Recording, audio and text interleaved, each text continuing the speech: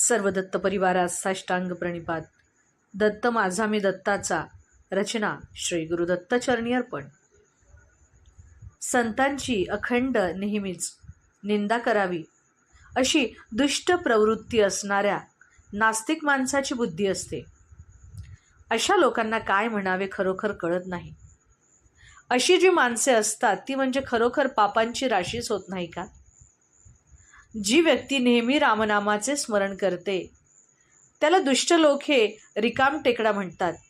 जो नेहमी तीर्थव्रत करतो त्याला हे दुष्ट लोक भिकारी म्हणतात. म्हणून खरोखर तुकाराम महाराज आपल्याला सांगत असतात की विंचू नावाचा जो प्राणी असतो त्या प्राण्याच्या फक्त नांगीतच विष असते, पण ही जी दुष्ट लोक असतात ना, ह्या दुष्टांच्या सर्वांगातच विष भरलेले असते. म्हणून संतांनी ह्या लोकांच्या पासून 4 हात दूरच राहावेत. अवधूत चिंतन श्री गुरुदेव दत्त. दिगंबरा दिगंबरा श्रीपादवल्लभ दिगंबरा.